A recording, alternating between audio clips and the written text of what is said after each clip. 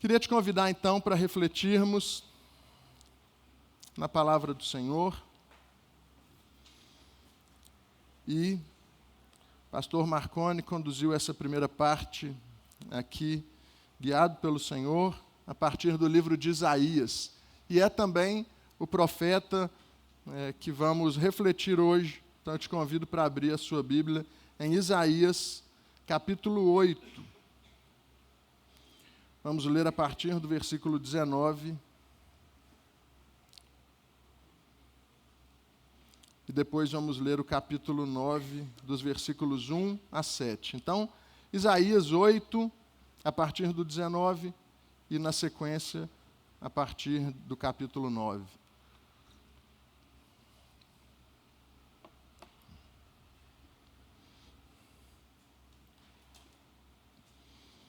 Amém? Se você achou, diga amém. Se você não achou, diga misericórdia. Se você não achou, você pode acompanhar através aqui da projeção. Mas ou todo mundo achou, ou alguns tiveram vergonha de falar misericórdia, né? Mas amém. Isaías capítulo 8, a partir do versículo 19. Vamos ler com fé a palavra do Senhor. Quando disserem a vocês, consultem os médiuns e os adivinhos, que sussurram e murmuram, será que um povo não deveria consultar o seu Deus? A favor dos vivos se consultarão os mortos? À lei e ao testemunho. Se eles não falarem segundo essa palavra, jamais verão a luz do alvorecer. Passarão pela terra duramente oprimidos e famintos. E quando tiverem fome, enfurecendo-se, amaldiçoarão o seu rei e o seu Deus, olhando para cima.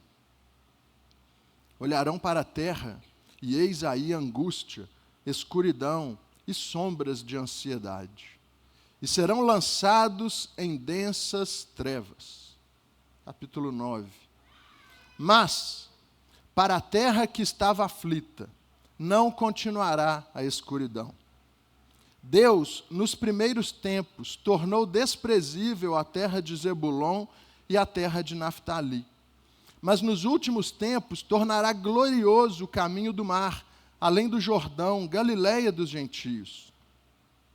O povo que andava em trevas viu grande luz.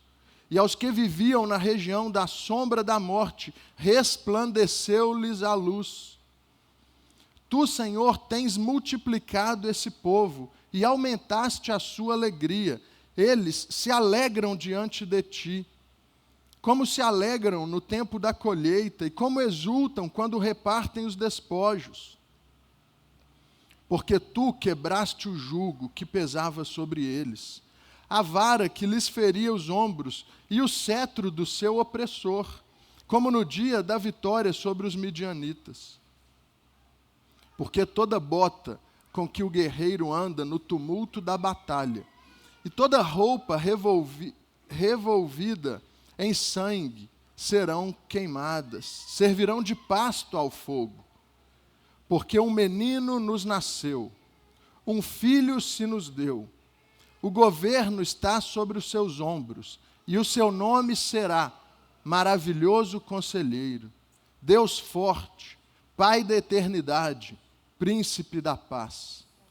Ele estenderá o seu governo e haverá paz sem fim sobre o trono de Davi e sobre o seu reino, para estabelecer e para o firmar com juízo e justiça, desde agora e para sempre. O Senhor dos Exércitos fará isto. Amém? Vamos ler juntos o versículo 6, Isaías 9, 6. Vamos lá? Porque um menino nos nasceu, um filho se nos deu, o governo está sobre os seus ombros, e o seu nome será Maravilhoso Conselheiro, Deus Forte, Pai da Eternidade, Príncipe da Paz. Amém. Vamos orar mais uma vez? Senhor Deus, Pai amado, muito obrigado por enviar teu Filho Jesus ao mundo, por resplandecer a luz onde havia trevas, por ser a luz do nosso coração, por guiar o nosso olhar para Ti.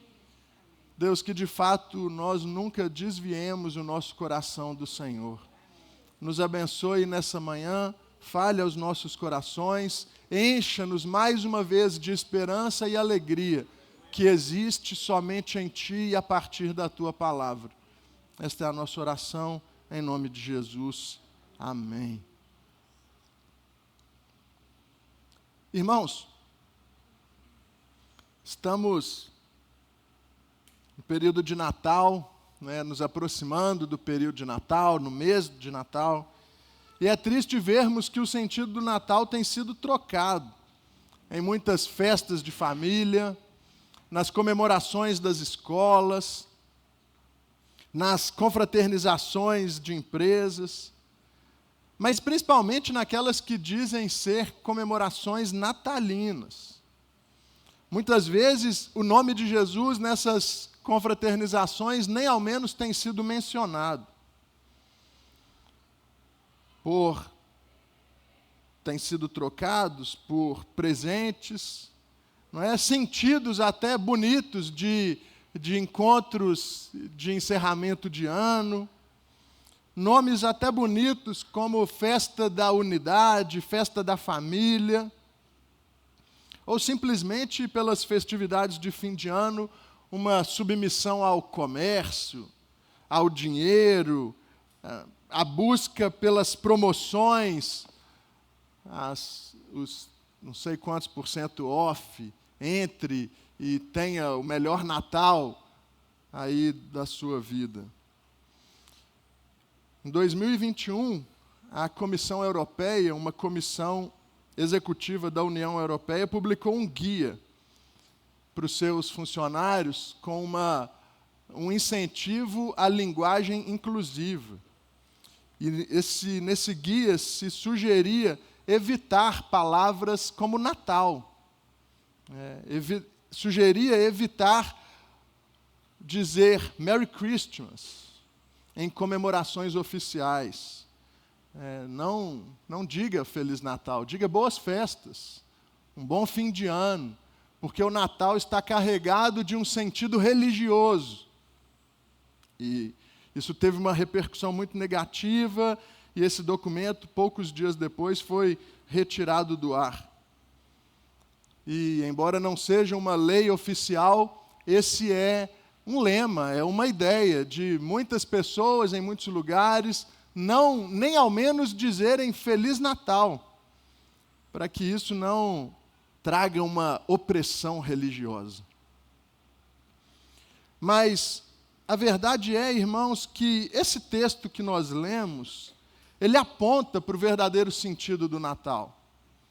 Ele aponta para o nascimento do Messias, para o nascimento, então, de Jesus. Esse texto é uma promessa que sempre foi fonte de esperança, sempre foi fonte de vida, sempre foi fonte de fé, porque Deus sempre trouxe promessas a seu povo. E embora hoje Jesus já tenha nascido, ainda para nós é igualmente importante ter em Jesus a fonte da nossa esperança, a fonte da nossa alegria, o nosso verdadeiro sustento.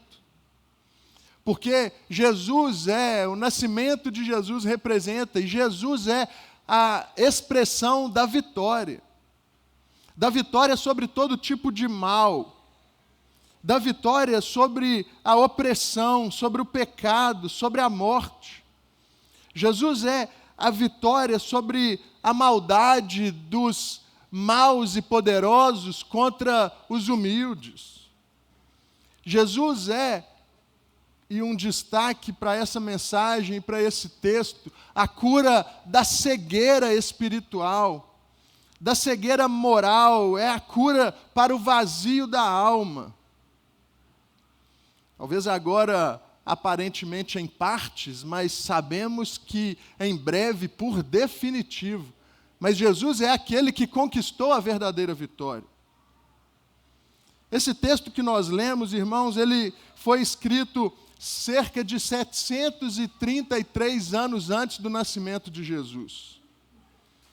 Foi escrito pelo profeta Isaías, num momento em que Israel estava vivendo um caos, em que o povo de Deus vivia um momento da sua história terrível. O povo de Israel estava prestes a ser invadido pela Assíria, e o reino do norte estava próximo de ser completamente destruído. Naquele momento, nesse momento da história, quando Isaías estava profetizando, o rei de Judá era o rei Acás.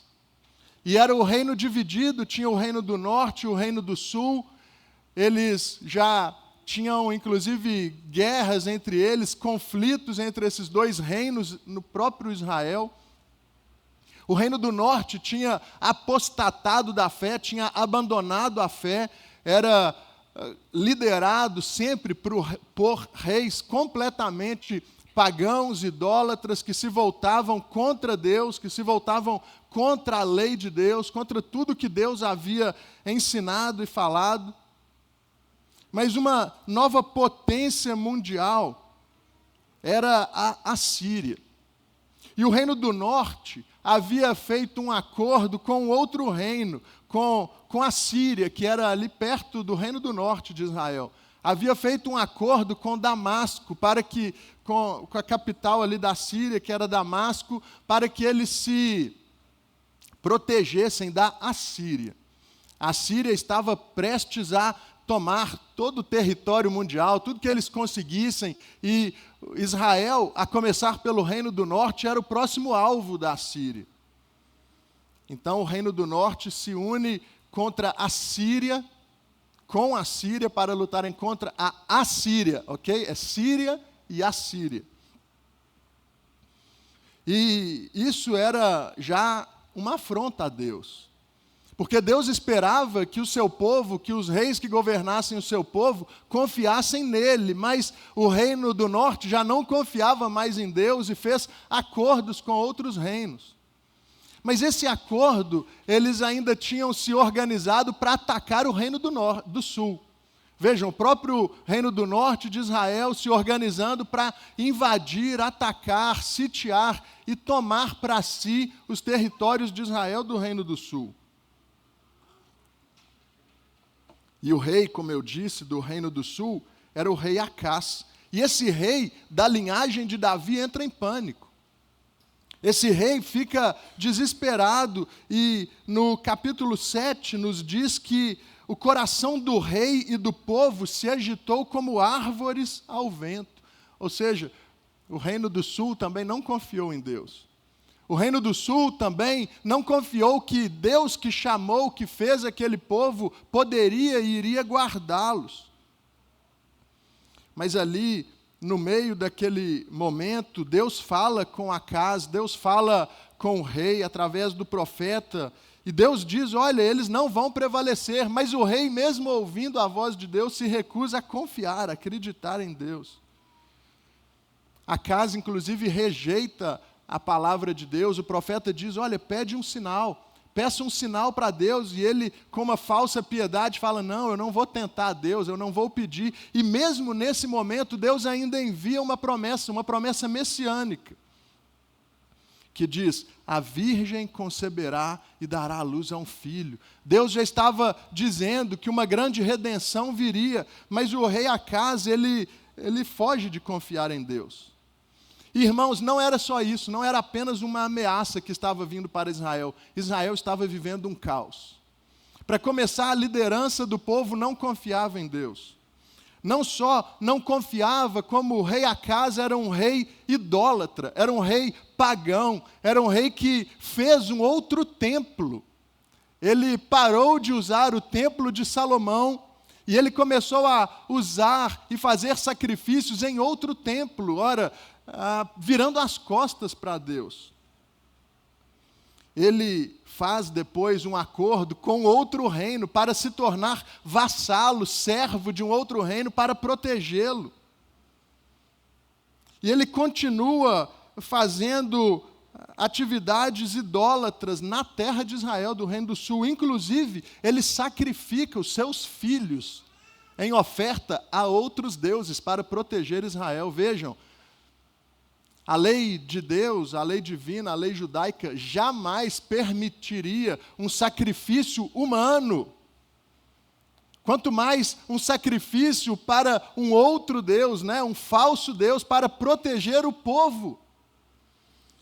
Israel estava numa completa escuridão espiritual, moral, institucional, econômica. Eles pagavam tributos agora a outro rei, a outro reino.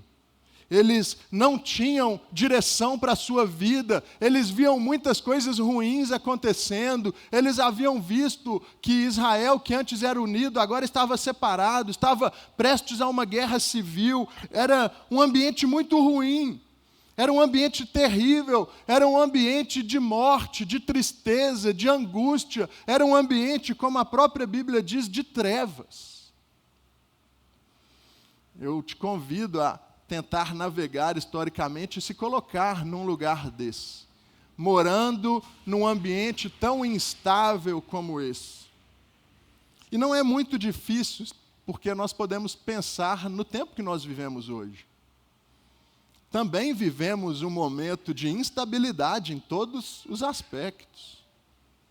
Também vivemos um momento onde nós vemos constantemente a opressão instaurada. A opressão dos maus e poderosos que oprimem os mais simples. Quantas vezes os ricos, por terem dinheiro, se livram da justiça, quando o pobre não apenas paga pelos seus erros, mas muitas vezes ele é injustiçado. Ele paga por erros que não foram dele, por crimes que ele não tenha cometido. Constantemente nós vemos injustiças, muito perto de nós, ou talvez mais distante, quando ouvimos notícias. Nós vivemos tempos difíceis. Quantos tipos de mortes, assassinatos não vemos e ouvimos nas notícias todos os dias? Ainda ontem eu via um vídeo onde um ladrão assaltou, me parece que um sargento, na praia, e esse sargento começa a persegui-lo, ele não sabia que ele era um sargento, e me parece que ele o ameaçou com uma faca ali, o ladrão, e após ter efetuado o roubo, ele foge, o sargento sai atrás dele, se identifica como um militar, e ele o mata, ele o executa. Esse homem já de costas, fugindo, e ele com mais um outro homem atrás dele, certamente eles o prenderiam, mas ele prefere executá-lo. Nós vemos mortes assustadoras. Nós vemos a falta de acesso que o Estado oferece ou não oferece àqueles que precisam de cuidados na saúde, cuidados na sua saúde mental,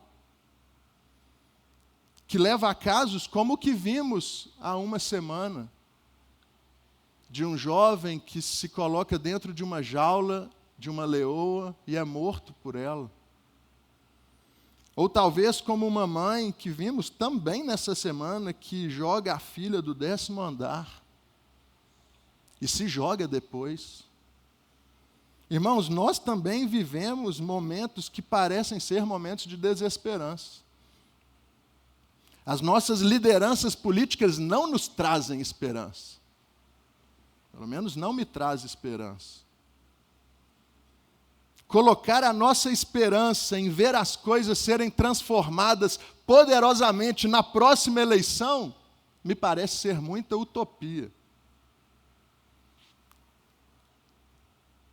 E se falarmos da cegueira espiritual do nosso tempo, igrejas que se dizem evangélicas e cristãs estão aí pelo Brasil e mundo afora, por exemplo, ordenando ao ministério pastoral casais homossexuais.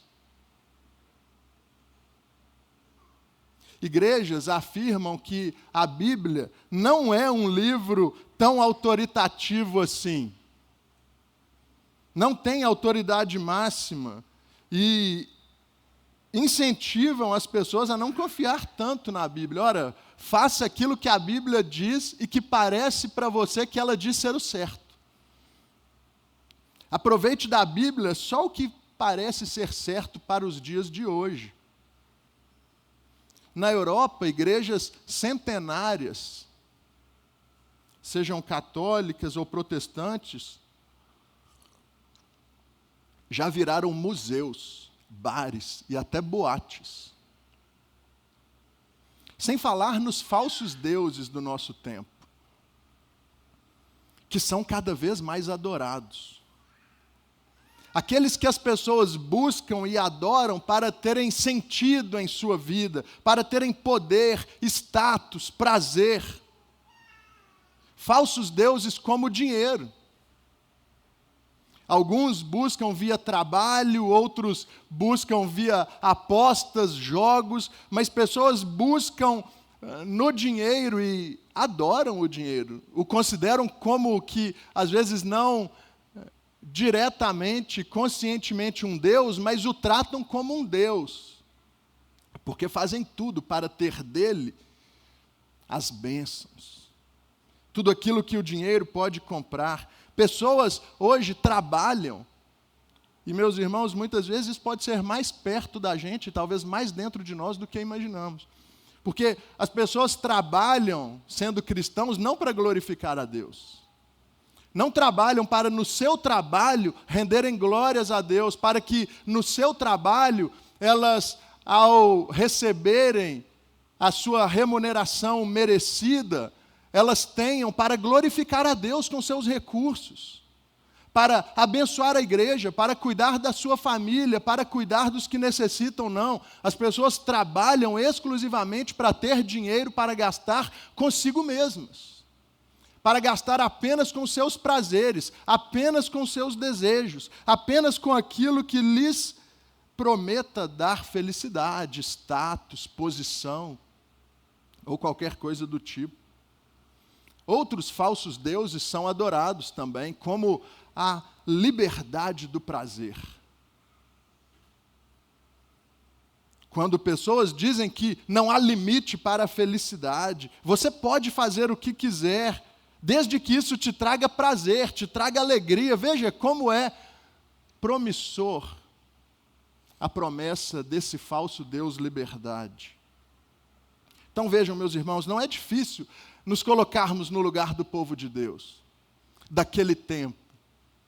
Um povo que tinha sido feito, chamado, um povo que tinha como base da sua vida moral a palavra de Deus, um povo de tradição, mas agora o seu líder sacrificava os seus filhos para outros deuses. Que desastre! Que terrível! Como que o povo olhava para a sua liderança e só o via afastando o próprio povo do Deus que fez aquele povo, do Deus criador daquele povo, do Deus que já tinha feito sinais, milagres, maravilhas para aquele povo que só era povo porque Deus havia feito milagres e milagres para os seus antepassados. Tinha libertado o povo da escravidão do Egito, tinha aberto o mar para que o povo passasse, tinha fechado o mar quando os inimigos lhes perseguissem. O povo não foi destruído numa peregrinação no deserto. Era muito fácil o povo ter acabado ali, naquela peregrinação do deserto, cuidando de crianças, idosos, doenças, calor, frio, mas Deus guardou o povo. Deus mandou comida dos céus, Deus abriu água e trouxe água a partir de rochas no deserto. Deus cuidou desse povo, mas agora esse povo estava completamente cego de quem é o seu Deus. E estava então mergulhado em dor, tristeza, ansiedade, angústia, ameaças de morte, ameaças de invasão, ameaças do seu povo, enfim, ser destruído, lhes parecia ou podia parecer que Deus não mais olhava para o seu povo, que Deus não mais via o seu povo, que Deus não mais ouvia o seu povo, que Deus fechou os seus olhos, que Deus desistiu, que Deus iria dar um reset e chamar um outro povo num lugar muito distante. Porque esse povo já estava fracassado. Mas não é assim que Deus faz. Porque, irmãos, havia no meio daquele povo o que a Bíblia chama de os remanescentes fiéis.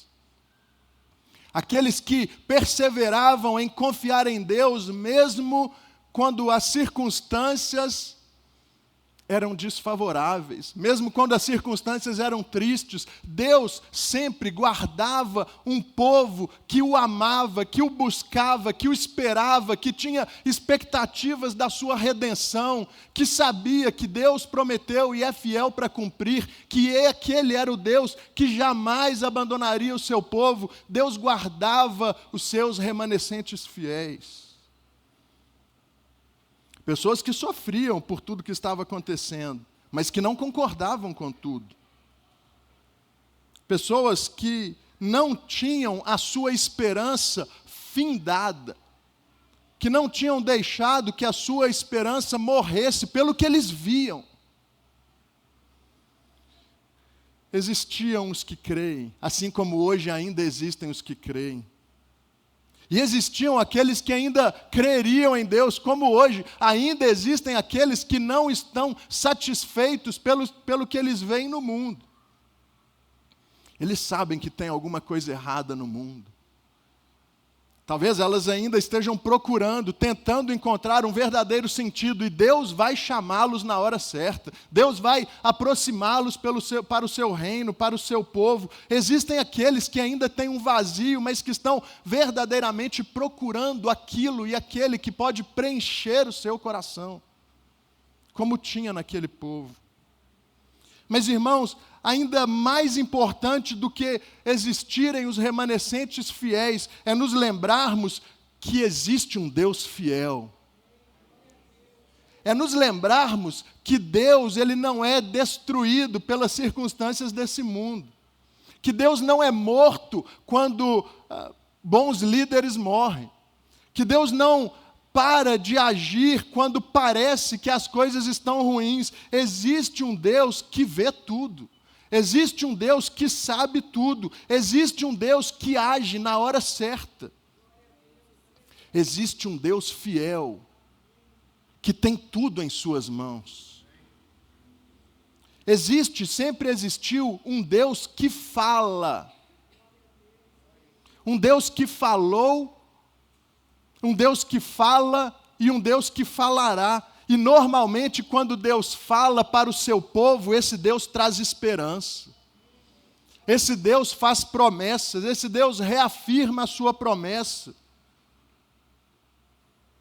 Então, irmãos, não só nos lembrarmos que existe um remanescente fiel, nós nos lembramos que existe um Deus que promete, existe um Deus da promessa. Existe um Deus que promete dar vitória ao seu povo.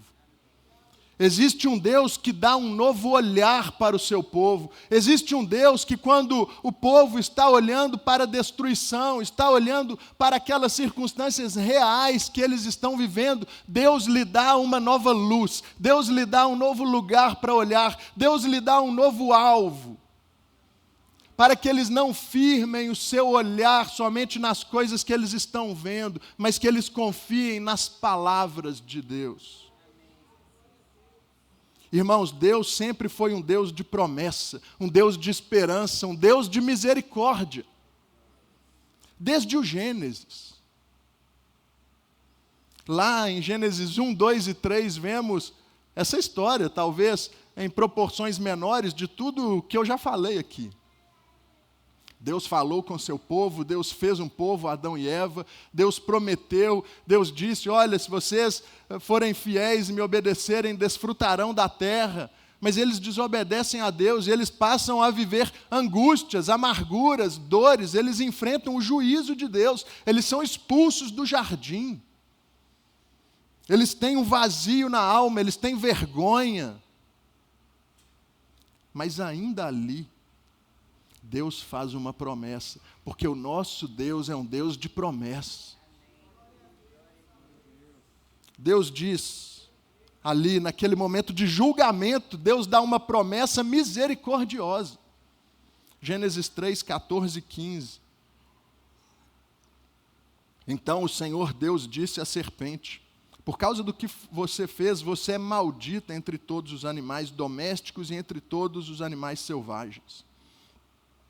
Você rastejará sobre o seu ventre, comerá pó todos os dias da sua vida. Porém, inimizade entre você e a mulher, entre a sua descendência e o descendente dela. Este lhe ferirá a cabeça e você lhe ferirá o calcanhar. Naquele momento, no início da história da humanidade, Deus já estava dando uma promessa de redenção para o seu povo. Deus já estava prometendo a vinda daquele menino, do descendente da mulher que pisaria a cabeça de todo o mal. Então, irmãos, é nesse contexto onde o povo estava assim, aparentemente desesperançoso, que Isaías, como nós lemos a partir do versículo 19, estava dizendo isso para o povo. Olha, vocês estão consultando médiuns, vocês estão tentando consultar os mortos, tentando ouvir dos mortos sobre os que vivem. Não, se voltem à lei, ao testemunho. Olha, vocês estão sendo oprimidos, vocês estão famintos, vocês estão com fome, vocês estão amaldiçoando a Deus. Só que não vai ficar assim para sempre. Sabe por quê? Vocês estão em trevas, mas o versículo 1 começa: mas a terra que estava aflita não continuará a escuridão. Deus então levanta o profeta, Deus então levanta Isaías, para mostrar para Isaías, e para Isaías toda essa promessa que ele faz a partir desse versículo, era algo já consumado. Embora ainda fosse acontecer, ele já tinha a certeza, a sensação, ele já tinha a experiência, a vida, a alegria de tomar posse daquela verdade e viver a partir dela, daquela realidade prometida por Deus.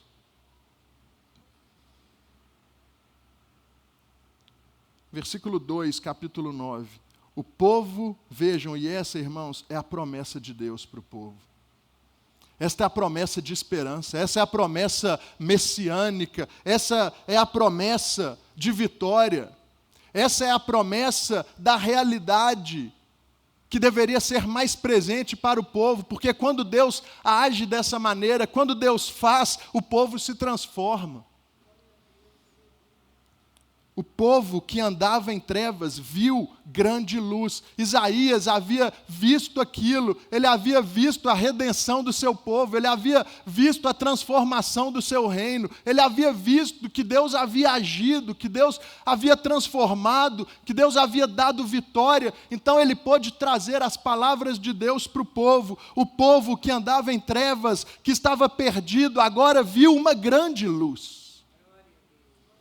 Os que viviam na região da sombra da morte, resplandeceu-lhes a luz. Vocês não são mais cegos. Vocês sabem que a alegria de vocês não vem desses falsos deuses, não vem dos seus líderes. Deus mostrou a sua luz para vocês. A luz raiou. As trevas estão se dissipando. A aurora está nascendo, o Redentor está chegando, a esperança está viva.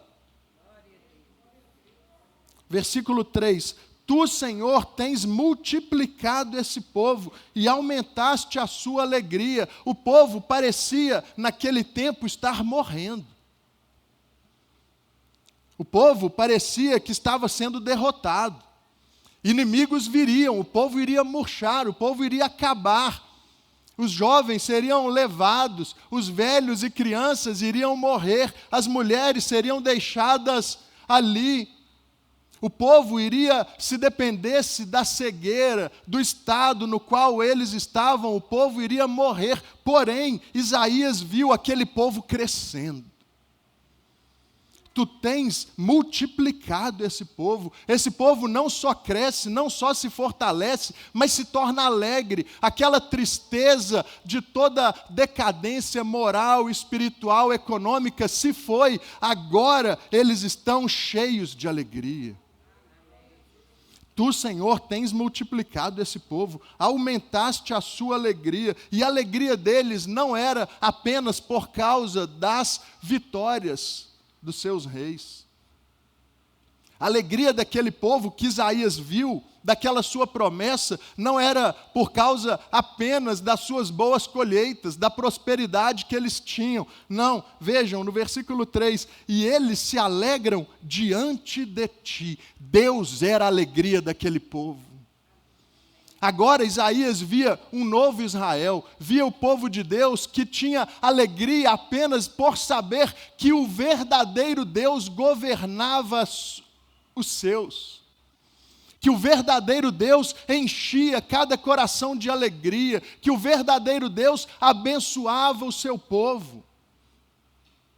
E por isso eles se alegravam, como eles se alegravam no tempo da colheita. Como eles exultam quando repartem os despojos, após as vitórias nas guerras, os exércitos repartiam os despojos. Era a celebração da vitória, da alegria, e o povo agora se alegrava porque eles estavam vitoriosos em Deus. Deus lhes deu vitória. Versículo 4, eles também se alegravam, vejam, por quê? Porque tu quebraste o jugo que pesava sobre eles, e a vara que lhes feria os ombros, e o cetro do seu opressor. Vejam, agora eles não mais eram oprimidos, eles não mais eram controlados por outros povos, eles não mais eram escravizados, eles não mais eram amedrontados.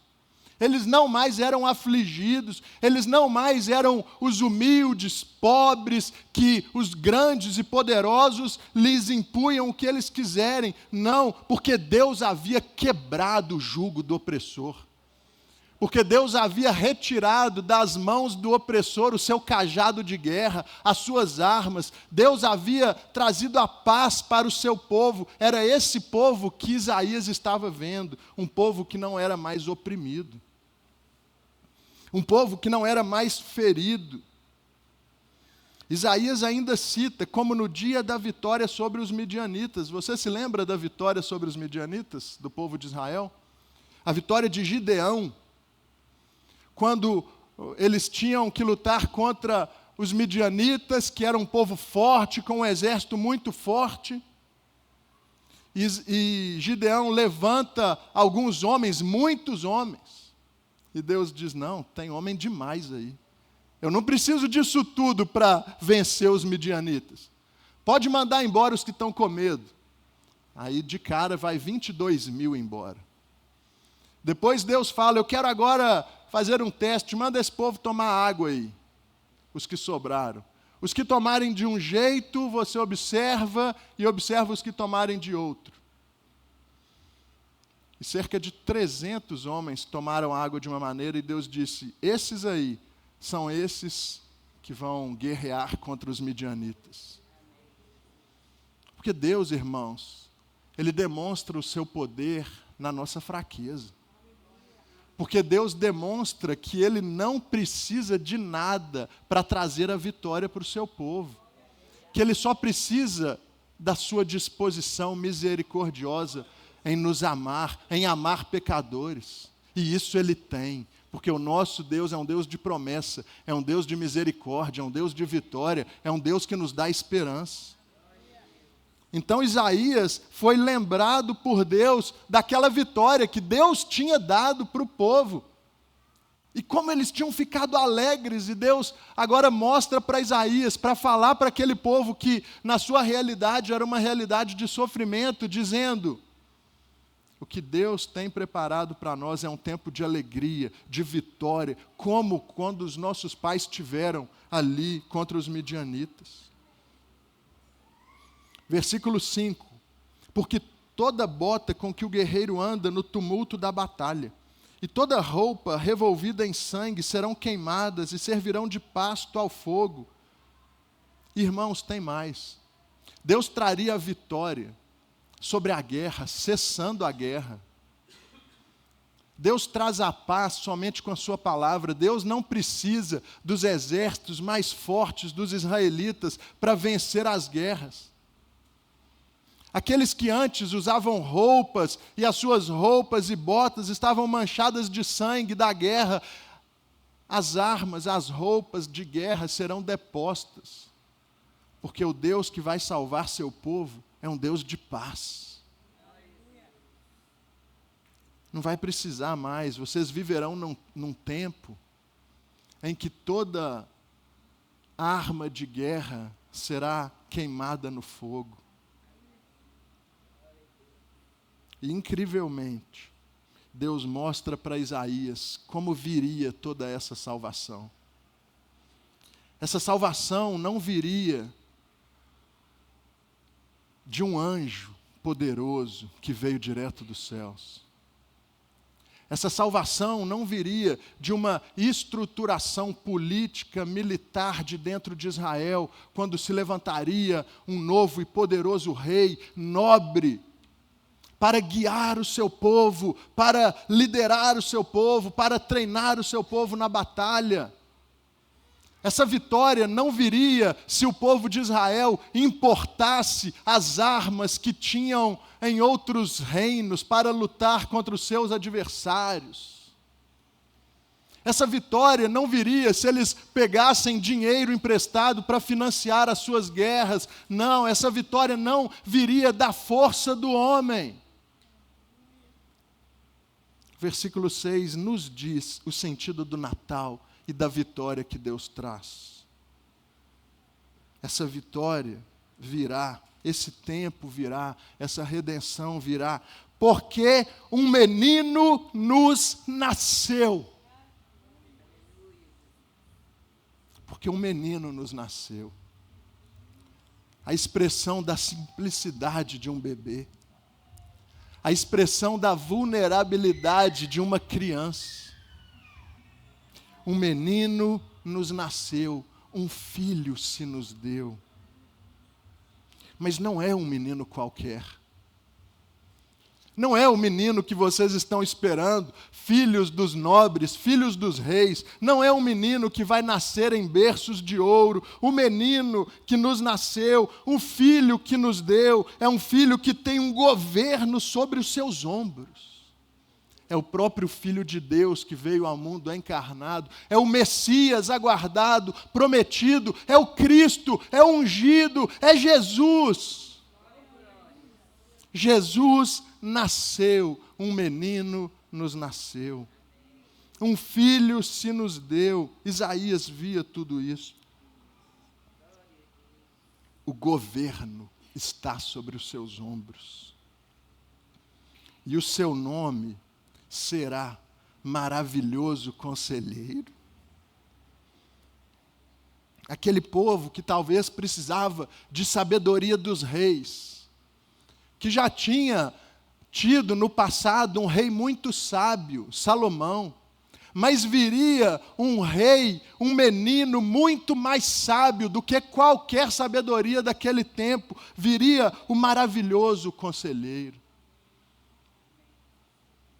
Nasceria a verdadeira expressão da sabedoria. Inclusive, quando Jesus nasce, mais de 700 anos depois dessa promessa, quem são uns dos primeiros visitantes de Jesus, senão os magos, que naquele tempo eram os sábios, eram os homens que olhavam para as estrelas, que estudavam, que davam a sua vida para as pesquisas. Vieram magos do Oriente, que diz a Bíblia. Vieram magos que talvez morassem na região ali onde hoje é o Iraque, talvez da Babilônia, eles ficavam naqueles desertos estudando, e eles viram uma estrela diferente. Eles viram uma estrela brilhando mais forte, e como o primeiro versículo de Isaías começa, o povo que vivia em trevas viu grande luz, a estrela é nascida.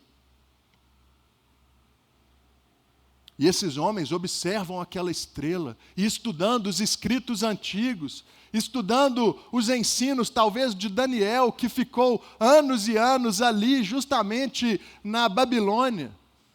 Eles leem aqueles textos, eles olham para os céus, e eles dizem, a luz da humanidade nasceu, o rei nasceu, o Deus encarnou, vamos visitá-lo. E eles vão ali, e visitam aquele menino que não nasceu num berço de ouro, que não estava cercado de amas e criadas e criados, mas de animais e os seus pais. Aliás, talvez quando os homens foram, eles já não estavam mais ali na estrebaria. Mas aquele menino que nasceu de forma assim tão simples, aquele que é o conselheiro do seu povo, aquele que é o conselheiro dos reis, aquele que é o conselheiro das autoridades, nasceu aquele que nunca precisou de um conselho. Sabe quando às vezes eu e você queremos dar conselhos para Deus? Deus, a minha vida está muito difícil. Deus, se o Senhor tivesse feito aquilo, feito me fazer, aceitar tal coisa, e nós somos mestres em dar conselhos para aquele que é o maravilhoso conselheiro, que não precisa do nosso conselho, que nós nem existíamos quando Ele fundava as estruturas do universo, quando Ele fazia as estrelas, quando Ele colocava os planetas nos seus devidos lugares, quando Ele fez o sol nascer, quando Ele fez as águas se separarem da terra, aonde nós estávamos, quando o maravilhoso conselheiro já existia e fazia todas as coisas. E Ele é o maravilhoso conselheiro que ainda nos aconselha, que ainda te dá sabedoria, que ainda derrama da sua bênção de sabedoria sobre a vida do seu povo. Ele é esse menino que tem o governo sobre os seus ombros, é o Deus forte. É aquele que perdoa pecados, é o Deus que salva o seu povo. É o Deus que transforma o seu povo, é o Deus que dá vitória para o seu povo, não é qualquer ser fraco. Não, Ele é o Deus forte, Ele é o Deus que governa, Ele é o Deus poderoso, Ele é o Deus que livra qualquer um que nele crê da condenação do inferno, do diabo, da morte, do pecado. É o Deus que dá vida, Ele é o Deus forte. Ele é o Pai da eternidade. Ele é o Pai da eternidade. Ele existe desde antes do tempo existir. Ele é maior do que o tempo, Ele está fora do tempo, Ele cria o tempo. E Ele é Pai desde a eternidade, Ele adota os seus. E se você é chamado por Jesus, se Jesus te chamou, se Jesus está te chamando, se o seu nome está escrito no livro da vida, você é filho de Deus desde a eternidade. Porque o Cordeiro de Deus foi sacrificado desde antes da fundação do mundo. Então saiba que Deus está desde a eternidade cuidando de você. Que Deus não está se lembrando de você somente hoje. Que Deus não está se lembrando de você somente quando você sofre muito, somente quando você grita alto no seu coração, somente quando você jejua demais. Não, Deus está contigo desde o seu nascimento. Ele é o Pai da eternidade, Ele é o Deus do tempo, Ele governa o tempo, Ele vê todas as coisas. Ele é o príncipe da paz. Ele tem a paz em suas mãos, Ele governa a paz. Jesus disse: a minha paz vos dou, não como o mundo a dá, a minha paz vos dou. Ele é o Deus da paz. Ele acaba com a guerra com a paz. É esse menino que nasceu. É esse menino Deus que celebramos no Natal. É esse menino que Isaías viu ser a redenção do seu povo. E no versículo 7, ele estenderá o seu governo e haverá paz sem fim sobre o trono de Davi e sobre o seu reino, para o estabelecer e para o firmar com juízo e com justiça, desde agora e para sempre. O zelo do Senhor dos Exércitos fará isso. Deus estava mostrando para o povo que Ele tem o controle de tudo em suas mãos, que a redenção estava diante dEle. Deus estava mostrando para o povo, assim como está mostrando para nós hoje, que devemos viver com base nas promessas de Deus, que devemos viver com base na esperança que temos em Jesus Cristo, que Jesus Cristo ainda é hoje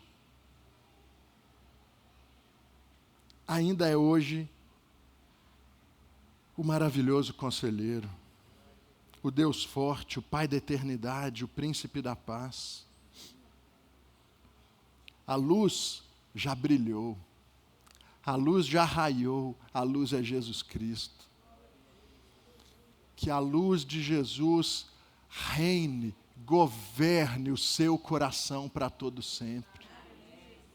Talvez você diga, mas como você disse, pastor, no início dessa palavra, ainda temos muitos problemas. O mundo ainda parece estar desajustado. Mas, irmãos, nós estamos falando do Pai da eternidade, do Deus que governa todas as coisas, do Deus que sabe a hora de agir. Nós estamos falando do Jesus que veio e do Jesus que voltará. Do Jesus que veio e do Jesus que virá. Isaías olhava e via, talvez de forma difícil de identificar o já e o ainda mais, ou o ainda está por vir, o ainda não. De fato, Jesus já veio, o Messias já nasceu, o Redentor já veio, Jesus já está governando sobre todas as coisas, mas Ele ainda voltará com juízo, com justiça, com poder, com majestade, e então essa promessa será cumprida por inteiro. Será cumprida por completo. Esta promessa já é cumprida no coração daqueles que creem. Aqueles que creem já experimentam a paz do príncipe da paz. Aqueles que creem já experimentam a sabedoria que vem do maravilhoso conselheiro. Aqueles que creem já experimentam da salvação do Deus forte. Aqueles que creem já são adotados pelo Pai da eternidade. Esta realidade já está no coração daquele que crê. E se você ainda não creu em Jesus Cristo, hoje é o dia. Entregue a sua vida por completo a Ele e desfrute destas realidades. Mas chegará um tempo, irmãos, que essa realidade será visível para todos. Chegará um dia onde, enfim, não haverá mais nenhum tipo de opressão. E os fracos, os humilhados, os doentes, os aflitos serão curados, serão sarados, serão renovados, serão exaltados, serão glorificados e viverão na presença do Deus vivo e eterno para todo sempre. Por isso, o olhar do povo de Deus deve ser um olhar de fé e de esperança. Você, como parte do povo de Deus, tem que se decidir por qual leitura da sua experiência você vai viver. Será que você, como parte do povo, vai olhar para a escuridão que viviam? Vai ver a desesperança, os sonhos desfeitos e concluir que Deus se esqueceu deles? Ou você, como parte do remanescente fiel, vai se lembrar das misericórdias de Deus, vai se lembrar das obras de Deus, vai se lembrar das suas promessas, e nós faremos então uma grande afirmação de fé: um menino nos nasceu, um filho se nos deu, e o governo está sobre os seus ombros. E esse menino é Jesus Cristo, nosso Senhor e Salvador, que está vivo e em quem depositamos a nossa esperança. Coloque o seu olhar em Jesus Cristo. Não coloque o seu olhar nas circunstâncias da vida, porque a realidade de Jesus é a realidade mais verdadeira, mais forte que temos. Não é apenas uma imaginação. Não é apenas uma utopia. Jesus não é uma utopia. Jesus é o Deus vivo, que se encarnou, morreu, venceu a morte, ressuscitou, está vivo, está aqui, mas um dia voltará por completo, para nos levar para reinarmos com Ele, eternamente. Amém. Vamos orar? Se você puder, se coloque de pé.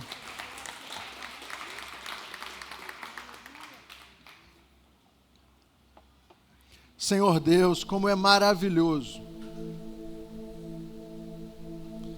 colocarmos o nosso olhar, o olhar do nosso coração,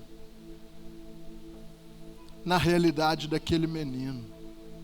Um menino que nos nasceu, um filho que se nos deu.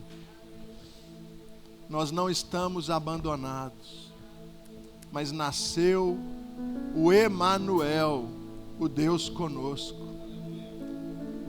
Deus está conosco. Deus está no meio de nós. Deus está vivo. Deus se fez carne. Jesus nasceu. Jesus nasceu. O menino redentor chegou. A redenção chegou. A redenção está aqui. A liberdade, a verdadeira liberdade do coração, a liberdade contra o pecado. A vida nasceu. A esperança nasceu. A salvação chegou. E a salvação és tu, Jesus. Tu és o caminho, a verdade e a vida. Guia o nosso olhar para ti. Guia o nosso olhar para a tua cruz. Não nos deixa desviar o nosso olhar para as dificuldades da vida e confiarmos que a vida se limita a isso. Não, a verdadeira vida é a vida que o Senhor nos dá. Em Ti nós temos esperança, em Ti nós somos alegres, em Ti nós pulamos de alegria, porque o Senhor não nos deixou abandonados, porque o Senhor não nos deixou ao curso desse mundo.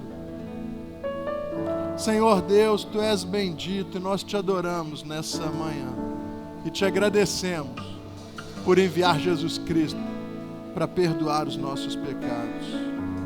Louvamos o Teu nome e oramos em nome do nosso Salvador, Jesus Cristo.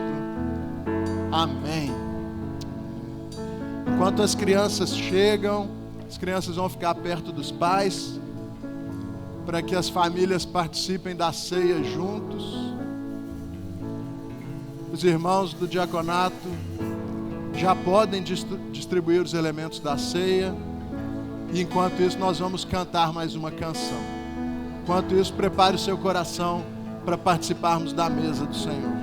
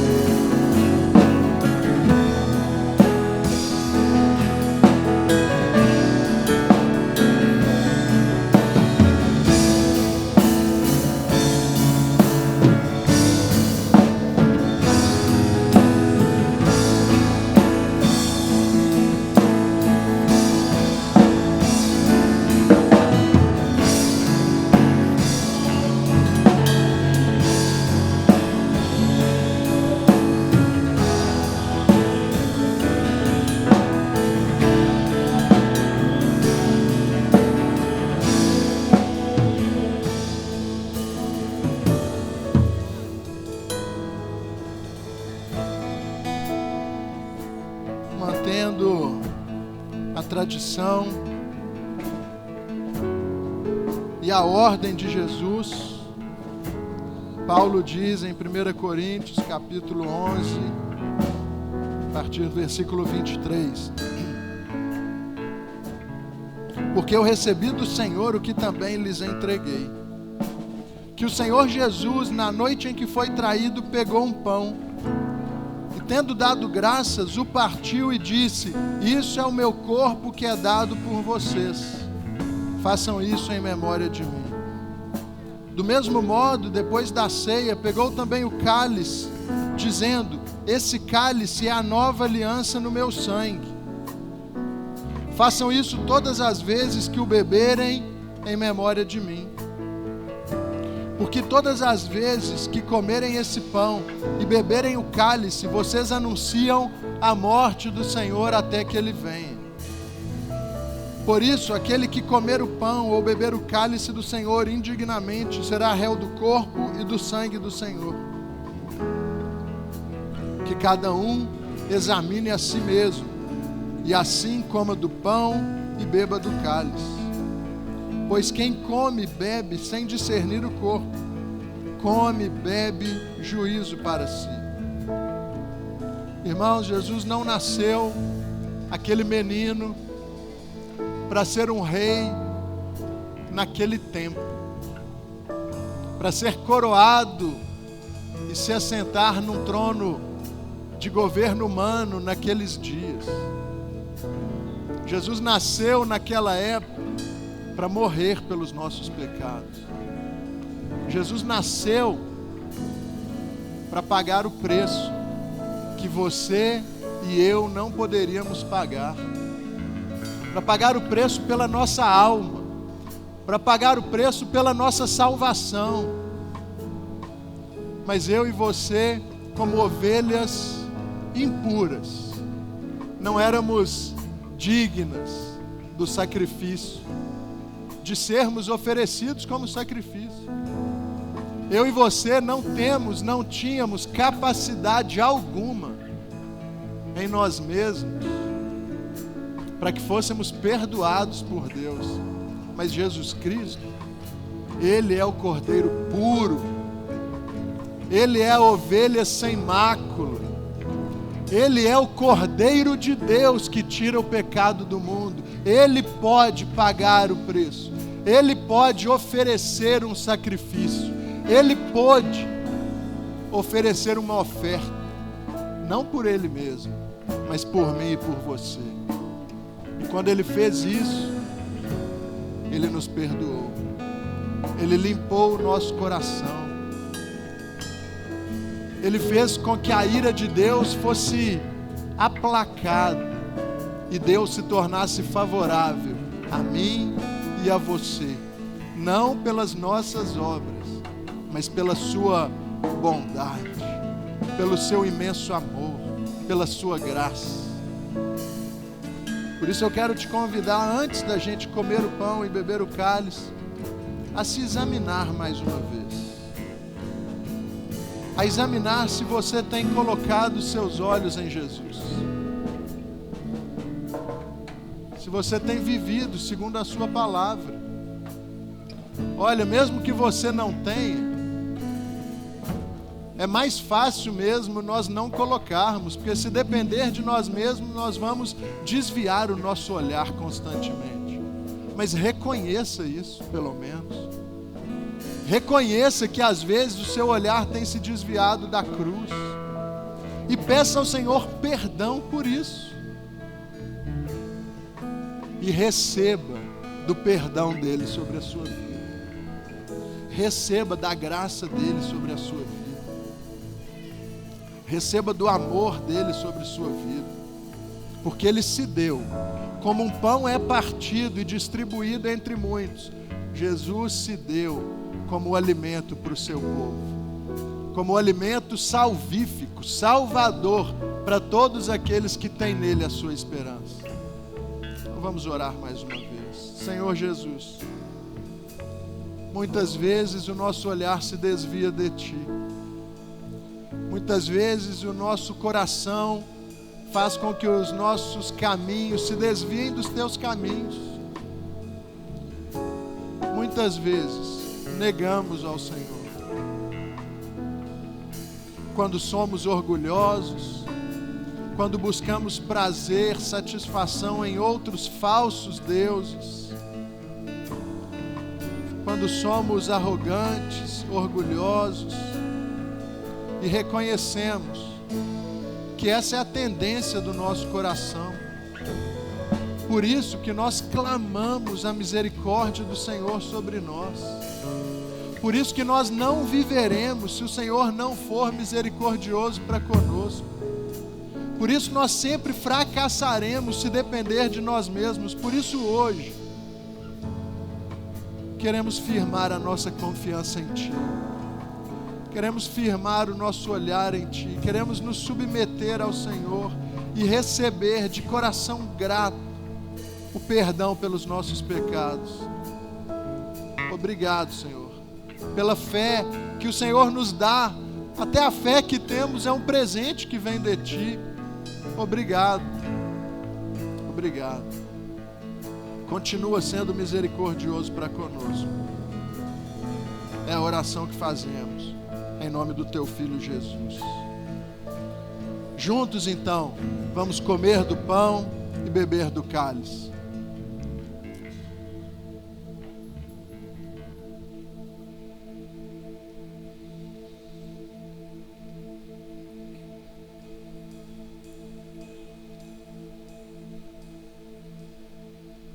Celebre ao Senhor. Celebre a salvação que temos em Jesus. Celebre o perdão de pecados. Celebre porque um menino nos nasceu. Obrigado, Jesus. Obrigado pela Tua graça.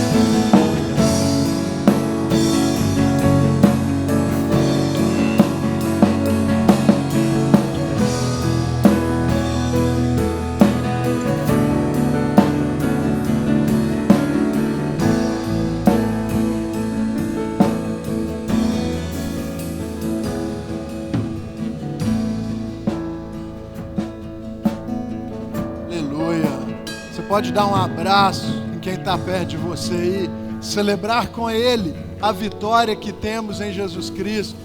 Dê uma palavra de bênção para ela, para ele, em nome de Jesus.